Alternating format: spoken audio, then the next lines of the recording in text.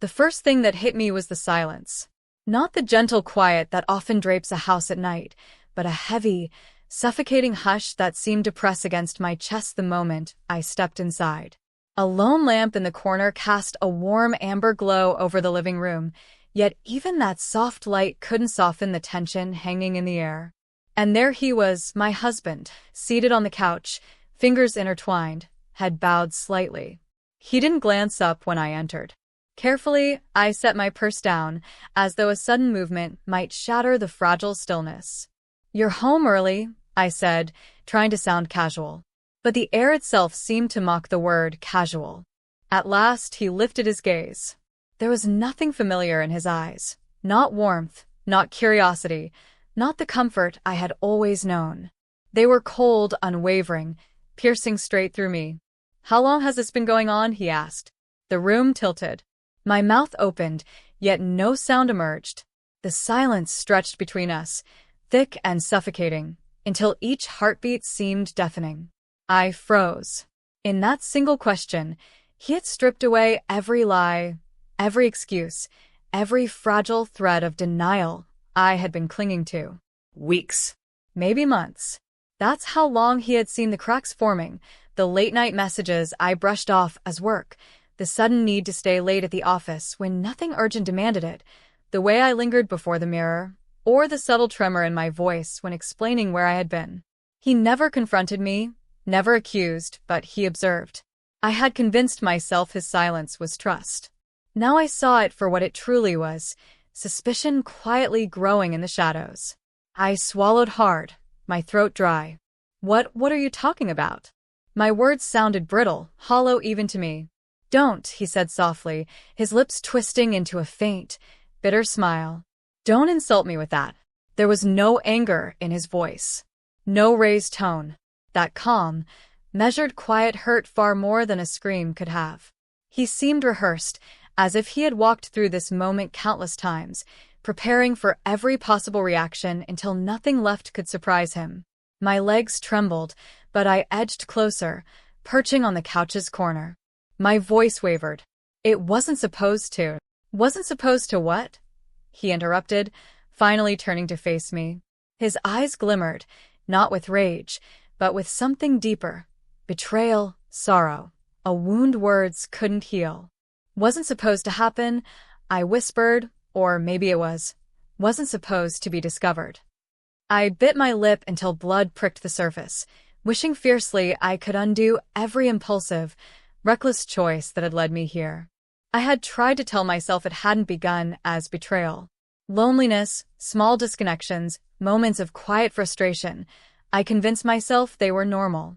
He had been exhausted from work, distracted by long hours, and somewhere along the way our conversations had dwindled to grocery lists and bills. Then I met someone who listened, who seemed to understand me in a way I had forgotten. The warmth, the attention, the feeling of being wanted. It pulled me in until I was ensnared, trapped between two lives. Now I looked at him, the man who had given me everything, his love, his loyalty, his future. I despised myself.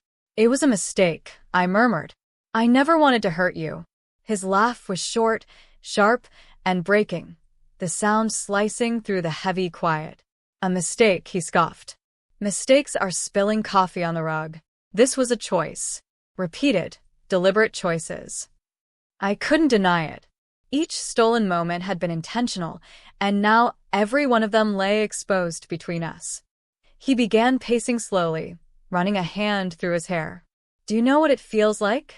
His voice shook slightly. "To watch the woman you love and wonder if every smile is a lie? To feel her slipping away, to sense it, but not understand until it's too late." Tears pricked my eyes. "Please don't say that.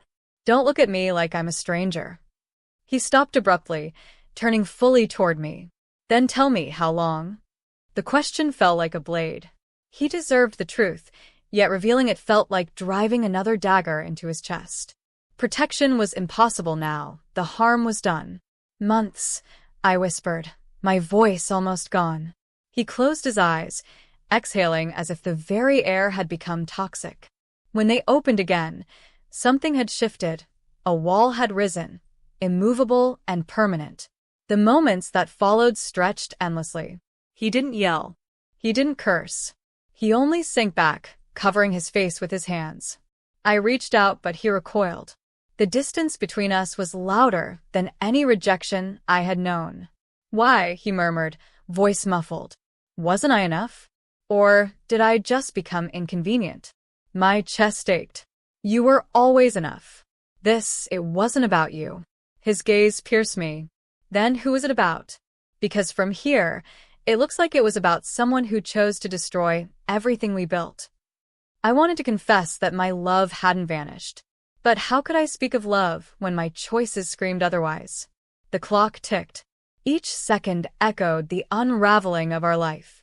The photographs on the walls, our wedding, vacations, silly selfies, suddenly seemed like relics of someone else's life. Finally, he rose. Quietly.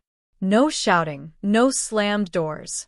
Just keys in hand, shoulders heavy. He paused at the doorway. "I don't know if I can forgive this," he said softly. "But I know one thing. The woman I thought I knew, she's gone." And then he left. The door clicked behind him, soft, yet it felt as if the world had ended. I remained frozen, staring at the emptiness he had just occupied. The house felt colder, hollow, mourning with me. I pressed my hands to my face, overwhelmed by the weight of every choice, every lie, every betrayal. They seemed so small compared to the devastation I had caused. Betrayal doesn't just break trust. It destroys something sacred, irretrievable. And the cruelest truth of all? I had been the one to shatter it.